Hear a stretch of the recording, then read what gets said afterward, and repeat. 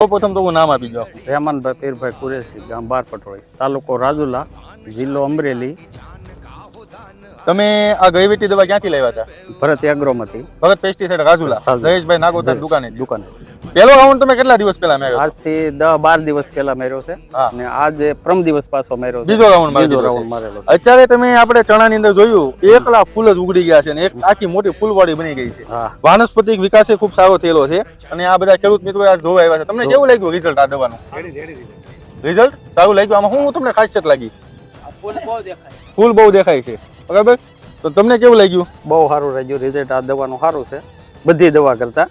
બરાબર, તો તમે આ તમામ ખેડૂત મિત્રોને શું કહેવા માંગો છો? બસ આ દવા છટાય એમ. બરાબર, આનાથી આપણને ફાયદો થાય તો બીજી દવા શું કામ લેવી જોઈએ? બરાબર.